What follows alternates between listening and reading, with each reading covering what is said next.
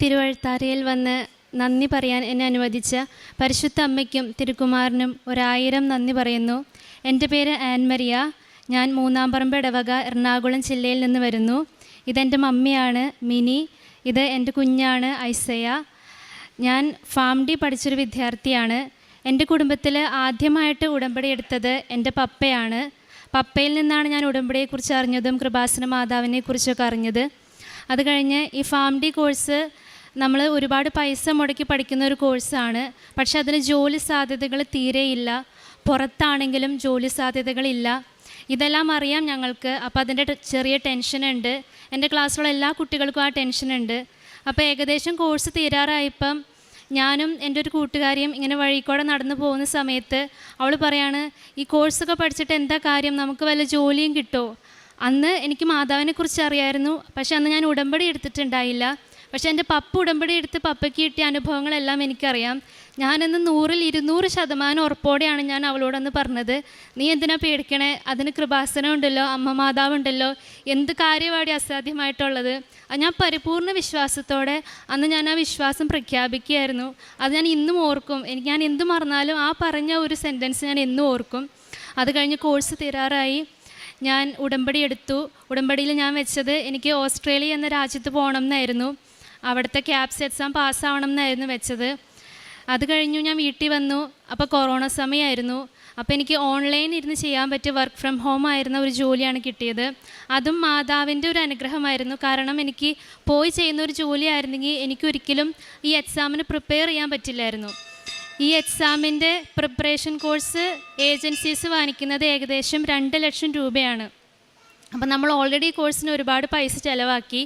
പക്ഷെ ഞാൻ വേറൊന്നും പ്രാർത്ഥിച്ചില്ല. ഇത് ഉടമ്പടി വെച്ചു. കറക്റ്റ് സമയത്ത് എൻ്റെ വീട്ടുകാർ എന്നെ മാട്രിമോണിയിൽ എൻ്റെ പേരിട്ടു. എനിക്ക് ഓസ്ട്രേലിയയിൽ നിന്ന് ഒരു ആലോചന വന്നു. കാരണം എനിക്ക് ഓസ്ട്രേലിയ തന്നെയായിരുന്നു ഏറ്റവും ഇഷ്ടമുള്ള കൺട്രി. ഞാൻ അധികം പരിചയമില്ലാത്ത എൻ്റെ ഒരു കൂട്ടുകാരി വെറുതെ എന്നെ ഫോൺ വിളിച്ചു. അവൾ പറഞ്ഞു അവൾക്കും ഒരു മാരേജ് സെറ്റായിട്ടുണ്ട്, നമുക്ക് ക്യാപ്സ് പഠിച്ചാലോ എന്ന് പറഞ്ഞു. ഞാൻ പറഞ്ഞു കോച്ചിങ് ഒന്നും ഇല്ലാതെ എങ്ങനെയാണ്, ഇതധികം പേര് എഴുതിയിട്ടില്ല, കോച്ചിങ് ഇല്ലാതെ ഈ എക്സാമൊക്കെ ഒന്ന് പാസ്സാവാൻ ബുദ്ധിമുട്ടല്ലേ. അപ്പോൾ അവൾ പറഞ്ഞു ഇല്ലടി നമുക്ക് പഠിച്ചു നോക്കാം. അതും അമ്മ മാതാവാണ് എനിക്ക് ആ കൂട്ടുകാരിയെ കൊണ്ട് തന്നത്. ഞാൻ അധികം അവളോട് സംസാരിക്കാറില്ല, ജസ്റ്റ് പരിചയം മാത്രമേ ഉള്ളൂ. അങ്ങനെ ഞങ്ങൾ രണ്ടുപേരും തനിയെയാണ് ഈ കോഴ്സ് എക്സാം പഠിച്ചത്. അത് ഞങ്ങൾ രണ്ടുപേരും പാസ്സായി. ഈ എക്സാം പഠിക്കുന്ന സമയത്ത് എനിക്കത് വീണ്ടും ഉടമ്പടി വെച്ച് പ്രാർത്ഥിക്കണം എന്നുണ്ടായിരുന്നു. അപ്പോൾ അമ്മ മാതാവ് എൻ്റെ അടുത്ത് പറഞ്ഞു, ഒരു തവണ നീ ഉടമ്പടി വെച്ച് പ്രാർത്ഥിച്ചതാണ്, നീ വിശ്വസിക്ക്, നിനക്ക് ആ കാര്യം സാധിച്ചു കിട്ടി, ഇനി അതിനു വേണ്ടി പ്രാർത്ഥിക്കണ്ട. പക്ഷെ ഞാൻ ഇടയ്ക്ക് കുർബാനയ്ക്ക് പോകുമ്പോഴും ഒക്കെ ഇടയ്ക്ക് പ്രാർത്ഥിക്കുമ്പോൾ ഈശോ പറയും, നിന്നോടല്ലേ പറഞ്ഞത് സാധിച്ചു കിട്ടി, ഇനി അതിനെക്കുറിച്ച് പ്രാർത്ഥിക്കണ്ട. പിന്നെ ഞാൻ എൻ്റെ ഒരു ആശ്വാസത്തിന് ഞാൻ വീണ്ടും എൻ്റെ കൂടെ പഠിച്ച കൂട്ടുകാരിക്കും മറ്റു പിള്ളേർക്കും കൂടി light A candle prayer request ഇട്ട് പ്രാർത്ഥിച്ചു. അതിൽ എനിക്ക് വേണ്ടി ഞാൻ പ്രാർത്ഥിച്ചില്ല, അവർക്ക് വേണ്ടിയാണ് പ്രാർത്ഥിച്ചത്. അങ്ങനെ എക്സാം റിസൾട്ട് വന്നു. ഞാനും ലൈറ്റ് എ ക്യാൻഡിൽ പ്രെയർ റിക്വസ്റ്റിൽ ഇട്ട് പ്രാർത്ഥിച്ച കുട്ടികളും പാസ്സായി. അതെനിക്ക് വലിയൊരു ദൈവാനുഗ്രഹമായിരുന്നു. അത് കഴിഞ്ഞിട്ടായിരുന്നു കല്യാണം. ഉടനെ തന്നെ വിസ കിട്ടി. എനിക്ക് ഓസ്ട്രേലിയക്ക് പോകാൻ പറ്റി. അവിടെ ചെന്ന് ഇൻറ്റേൺഷിപ്പ് കിട്ടുക എന്നുള്ളതൊക്കെ ഇപ്പം ഇച്ചിരി ബുദ്ധിമുട്ടാണ്. പക്ഷേ ആ സമയത്ത് അമ്മ മാതാവ് വഴി എനിക്ക് ഓപ്ഷൻ ഉണ്ടായിരുന്നു തിരഞ്ഞെടുക്കാൻ എവിടെ ചെയ്യണം എന്നുള്ളത്. അങ്ങനെ ഞാൻ ഇൻറ്റേൺഷിപ്പിന് കയറി 1 ഇയർ കംപ്ലീറ്റ് ചെയ്തു. ആ 1 ഇയർ കഴിഞ്ഞ് വീണ്ടും 2 എക്സാം ഉണ്ട്. ആ എക്സാം എടുക്കുന്ന സമയത്ത് ഞാൻ വീണ്ടും ലൈറ്റ് എ ക്യാൻഡിൽ പ്രെയർ ഇട്ടു. അതിൽ ഞാൻ പ്രാർത്ഥിച്ചു. ആ 2 എക്സാമും ഞാൻ പാസ്സായി. അങ്ങനെ എനിക്ക് ഓസ്ട്രേലിയൻ രജിസ്റ്റേർഡ് ഫാർമസിസ്റ്റ് ആവാൻ പറ്റി. അത് കഴിഞ്ഞ് ഞാൻ ജോലി ചെയ്തു.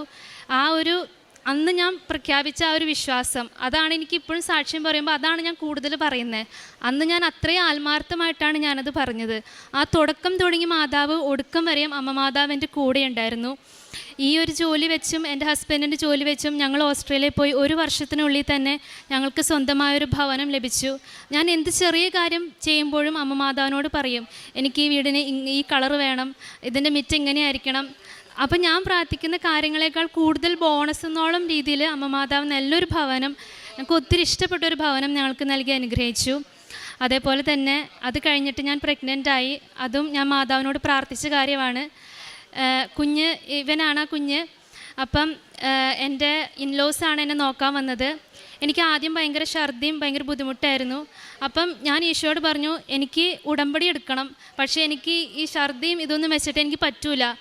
അപ്പം ഞാൻ ഈശോയോട് പ്രാർത്ഥിച്ചത്, എനിക്ക് വൊമിറ്റിംഗ് മാറിയില്ലെങ്കിലും കുഴപ്പമില്ല, പക്ഷേ വൊമിറ്റിംഗ് മാറിയാലേ എനിക്ക് ഉടമ്പടി എടുക്കാൻ പറ്റുള്ളൂ. അത് വൊമിറ്റിംഗ് മാറാൻ വേണ്ടി ഉടമ്പടി എടുക്കാൻ വേണ്ടി ആയിരുന്നില്ല, എനിക്ക് ഉടമ്പടി എടുക്കണം. എന്നിട്ട് ഞാൻ ഉടമ്പടി ധ്യാനം കൂടി. ഞാൻ കിടന്നാണ് കൂടിയത്, അത്രയും എനിക്ക് വയ്യായിരുന്നു. അത് കഴിഞ്ഞപ്പോൾ എനിക്കിതെല്ലാം വളരെ കുറഞ്ഞു. ഞാൻ ഉടമ്പടി എടുത്തു. പക്ഷേ ഓൺലൈൻ എടുക്കാൻ നോക്കിയിട്ട് എനിക്ക് പറ്റുന്നില്ല. ഞാൻ ഉടമ്പടി ട്രൈ ചെയ്യുമ്പം ഓൾറെഡി നിങ്ങൾ ഉടമ്പടിയിലാണെന്നാണ് വരുന്നത്. അപ്പം ഞാൻ ഈശോയോട് പറഞ്ഞു, ഓക്കെ, എനിക്ക് ഉടമ്പടി എന്താണെന്ന് അറിയാം, ഞാൻ ഒരു പ്രാവശ്യം എടുത്തേക്കെന്താ, ഞാൻ എല്ലാ കാര്യങ്ങളും സ്വന്തമായി ചെയ്തോളാം. ഞാനങ്ങനെ ഉടമ്പടി നിബന്ധനകളെല്ലാം പാലിച്ചു. ഞാൻ അവിടെ കുർബാനയ്ക്കൊന്നും പോകുമായിരുന്നു. രാവിലെ 5:30 പ്രാർത്ഥന, ഈവനിങ് പ്രയർ എല്ലാം ചെയ്യുമായിരുന്നു. പിന്നെ അങ്ങനെ ഉടമ്പടി കാര്യങ്ങളെല്ലാം ഞാൻ പ്രാർത്ഥിച്ചു പോന്നു. ഇവനെ ഞാൻ ക്യാരിയിങ് ആയിരിക്കുന്ന സമയത്ത് എന്നും അരമണിക്കൂർ ബൈബിൾ വായന അല്ലാതെ ഇവന് വേണ്ടി സ്പെഷ്യലായിട്ട് സങ്കീർത്തനത്തിൻ്റെ ഓരോ അധ്യായം ഞാനിവന് വായിച്ചു കൊടുക്കുമായിരുന്നു. ഇവനെന്നെ അന്നെൻ്റെ ഉദരത്തിലായിരുന്നു എങ്കിലും ഞാൻ വായിച്ചു കൊടുക്കുമായിരുന്നു. അങ്ങനെ ഡെലിവറി ടൈമായി. വേറെ പ്രശ്നങ്ങളൊന്നും ഉണ്ടായിരുന്നില്ല. പക്ഷേ 40 വീക്സ് കഴിഞ്ഞ് പുറത്തൊക്കെ ഉള്ളവർക്കറിയാം, വീണ്ടും ഒരു 10 ഡേയ്സ് വൈകിപ്പിച്ചു അവർ. അപ്പം എനിക്ക് എമർജൻസി C-സെക്ഷൻ ചെയ്യേണ്ടി വന്നു. കുഞ്ഞിൻ്റെ ഹാർട്ട് ബീറ്റ് കൂടി. അവൻ മെക്കോണിയം പാസ് ചെയ്തു. അത് മൂക്കിക്കോടെ വായിക്കോടെ ഒക്കെ ആസ്പിറേറ്റ് ചെയ്തു. കൊച്ച് ബ്രെത്ത്ലെസ്സായി. അവൻ എടുത്തു കഴിഞ്ഞപ്പോൾ അവൻ നീല കളറിലായിരുന്നായിരുന്നേ. അപ്പോൾ ഞാൻ ഡെലിവറിക്ക് പോകുന്ന വീട്ടിലേക്ക് പ്രാർത്ഥിച്ചിറങ്ങുന്നതിന് മുന്നേ ഞാൻ എൻ്റെ ഹസ്ബൻഡിൻ്റെ അമ്മയോട് പറഞ്ഞിട്ടുണ്ടായിരുന്നു, ഇത് നോർമലാവുമെന്നോ അല്ലെങ്കിൽ ഒരു പ്രശ്നമില്ലാതെ ഇരിക്കുമെന്നോ ഒന്നും ഞാൻ പറയുന്നില്ല.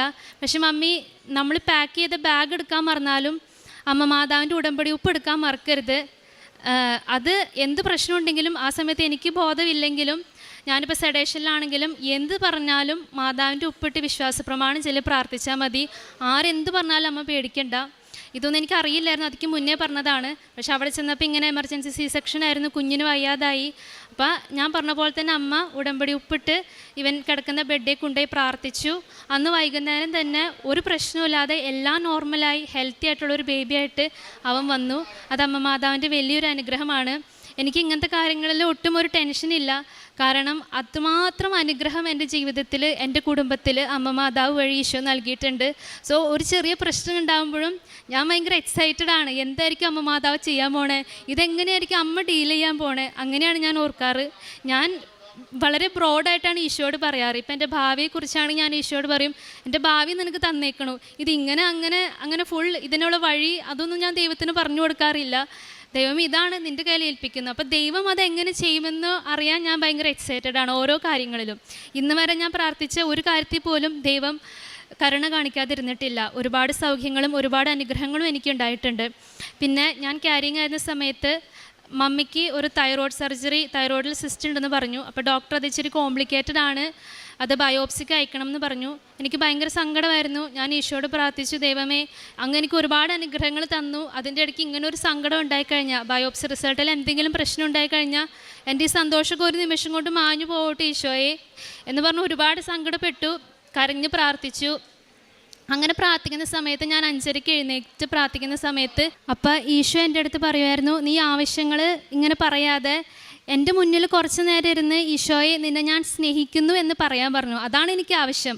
അത് വേണം ഇത് വേണം അങ്ങനെയൊന്നും പറയാതെ ഞാൻ നിങ്ങളുടെ സ്നേഹം ആഗ്രഹിക്കുന്നുണ്ട് എന്ന് ഈശോ എന്നോട് പറയുക. അപ്പോൾ എനിക്ക് വളരെ കാര്യമായിട്ട് തോന്നി. ഇത്രയും നാൾ നമ്മൾ പ്രാർത്ഥിക്കുക, അത് വേണം ഇത് വേണം.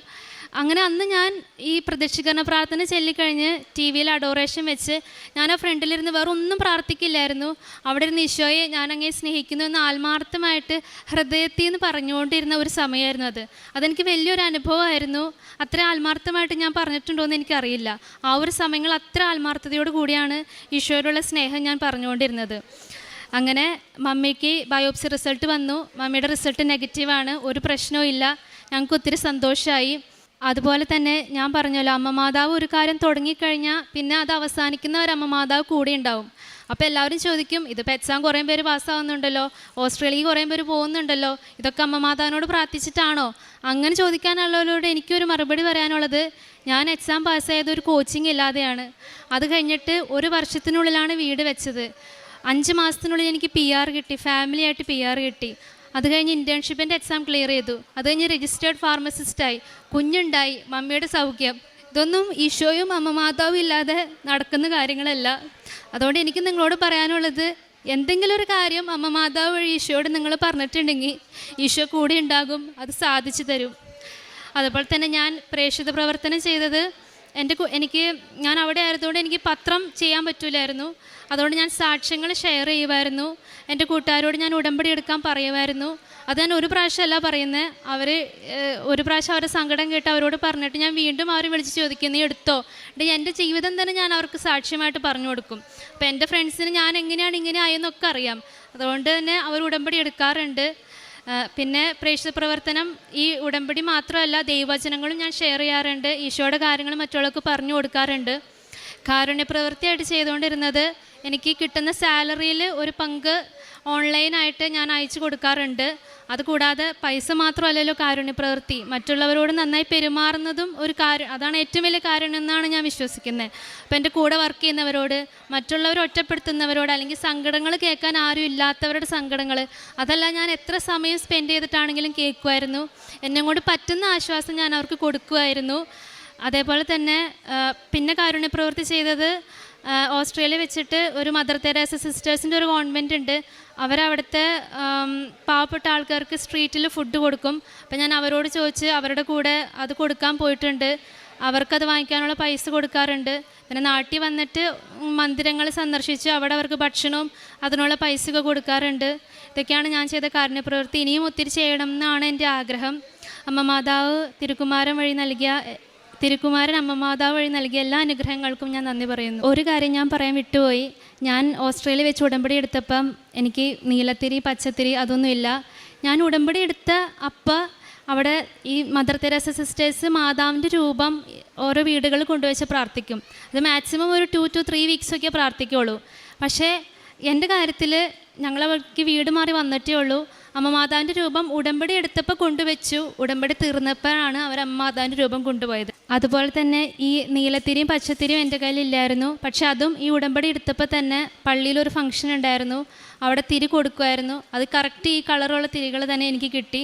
ഇത് രണ്ടും ഞാൻ അപ്പോഴേ എനിക്ക് മനസ്സിൽ ഉറപ്പിച്ചു, ഇത് എനിക്ക് ലോജിക് പരമായി ചിന്തിക്കാനുള്ള കാര്യമല്ല, അമ്മ മാതാവിൻ്റെ ഉടമ്പടി അംഗീകരിച്ചതിൻ്റെ ഒരു അടയാളമായിട്ടാണ് ഞാൻ കണ്ടത്. എനിക്കത് വളരെയേറെ സന്തോഷമുണ്ടായൊരു കാര്യമാണ്. വെള്ളത്തിന് മീതെ നടക്കുന്ന